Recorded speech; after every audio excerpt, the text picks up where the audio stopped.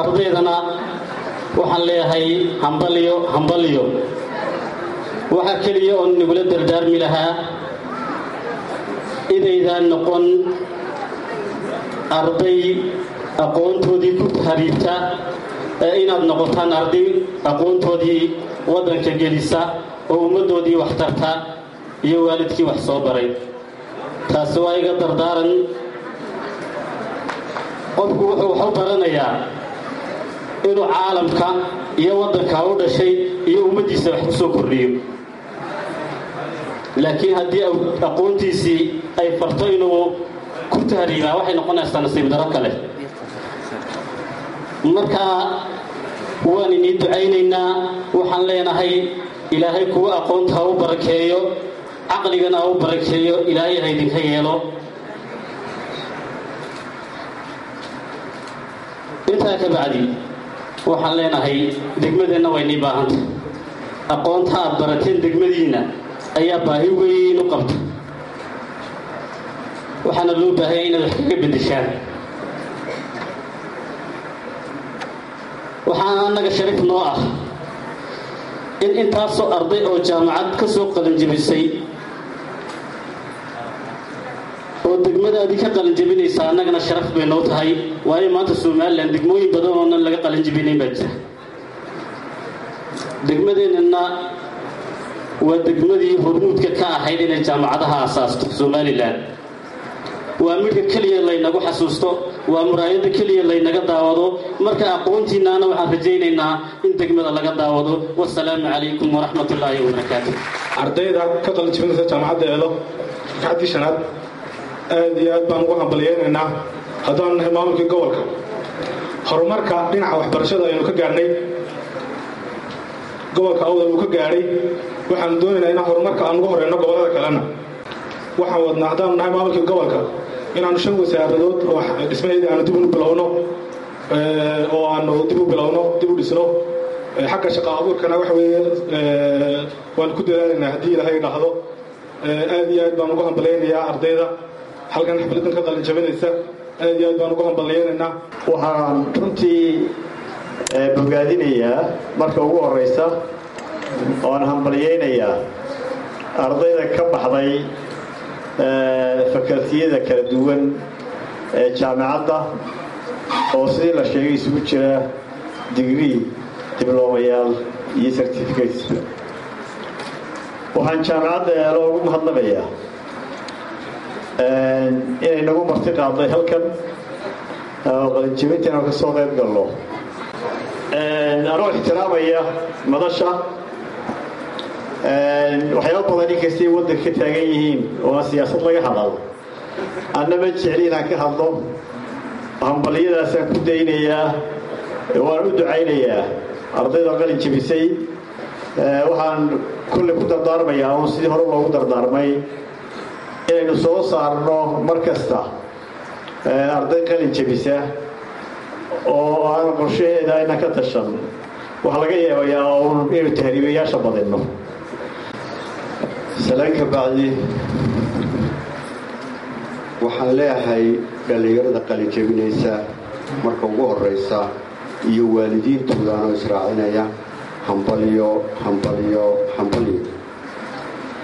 marka labaad waxaan iigu ducaynayaa ilaahay inuu idinku guulaysiiyo guul baad halkan ku soo gaadheene inta dambe noloshiinnana inuu ilaahay idin guuleeyo ayaan iigu ducaynaya waxa weeye ardaygu markuu soo dhammaysta jaamacadda ciddii awoodi karaysaa inay jaamacaddooda sii wadato oo qaybaha kale u hadhay ay sii wataan maadaama ay uga suuro gashay inuu gurigiisii ku helo ilaa postgraduate qaybaha inuu waddankiisa gurigiisa ku helo waa nasiib wanaag xil bayna wada saaran keena shacabka iyo keena maartay mas-uulka inaan dalkani ummadda reer somaliland oo waliba gaar ahaan aqoon-yahanka faraha badan leh ee jaamacadaha ka soo baxaya ee maanta intan hor fadhidaa ka mid tahay waxaa laydinka baahan yahay inaad wax ka beddeshaan bulshadani qabyaaladu ay dhiga tirtay aafada kale balwaduhu ayna baabiyeen inaad wax ka beddeshaan baa la rabaa oo aad abuurtaan bulsho caafimaad qabta oo wadaniyiina oo gacmaha ishaysata oo qarankani meeshii uu rabay gaadhsiisay inaad dhistaan baa la rabaa waxaanay ka bilaabantaa qofku markuu wax barto ayuu wax bedeli karaa intan waxba baran waxba bedeli karo intaad shaqo helaysaanna waxaa loo baahan yahay dee waajib waxaa idinkule waajibkooda ilaahay bay nagu leh dhammaanteen waajibka labaadna waalidka ay nagu leh oo ilaahay uu isku labeeyey kolkuu isagu adeecullah oo adeecu rasuul la yidhi ilaahay yidhi wuxuu isku labeeyey bilixsaani waalidayn labada waalid baa ku leha marka waajibka waalidkooda soo dhaafana macallinkii wax ku baray iyo qarankii aad ku baratay aad wax ku baratay ee nabadgelyadaada sugay ayaa waajib kugu leh muddada shaqadaad sugaysa waxaa loo baahan yahay inaad maaragtay tabaruc ku shaqayso oo kiina engineerinka uu tabaruc ku shaqeeyo oo dadka isbaro kiina businessku dadkeena maaragtay ganacsatada maanta ee weli systemka hore ku shaqaynaya inaad bartaan systemka cusub ee caalamka u shaqeeyo innagoo odhan jirnay kolkuu ninku dhinto nin iyo xoolihii ma kala hadhaan dee waxa laga maanta aqoonyahan baa tiwad garatay waxa sababtaa keeni jirayo dee waxay waxaanan xisaabsanayn iyo nidaam u dejisanayn taasaa keenaysa ninkii xoolihiisu dhacaan laakiinse markay nidaamka xisaabaadka iyo maaragtay ay u degsan yihiin systemku uu soconaya oo dee waxaa maanta shaqeeya sharikad 150 sano ka hor la aasaasay iyo dunida horumarta ka shaqaysay marka waxaa loo baahay cilmigiina inaad dhadhansiisaan walaalihiina aan weli fahamsanayn ee iyagu lacagtii haya idinkuna cilmigooda haysaan marka inaad fahamsiisaan oo tabaruc u shaqaysaan oo markaad ka iibsaan marka dambe uu arka macaankiisa iyo wanaaggiisa waxaa iman doonta in markaa lacagtiina ku beegarayaan oo doonta oo ku heli doonta marka waa idinku dheeriya hadalka waxaan aad iyo aad baan mar labaad iyo mar saddexaadba idinkii macallimiintiina iyo waalidkiina waa inii hambaleynaynaa waxaan inii rajaynayaa guul iyo mustaqbal wanaagsan tacliimtuna cilmigu saa kuma dhammaado waxaan leeyahay ninkii ay maaragtay u sii asbixi karayso waa daayartihiin inaad sii wadataan ood aqoonto maalinba intaad sii biirsataay wuxuunbay ku sii taraysaa dalkana waxbaad u tari doontaa adduunyada wax isku dhaaftay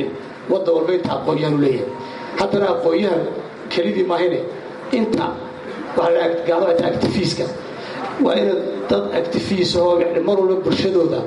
ku dhex jira oo u shaqeeyo samaantooda ka shaqeeya inaad noqotaan wixii xumaana in iska reebno ayaa loo baahanyay taasuna ilahay nagu garab galaya aad iyo aad baad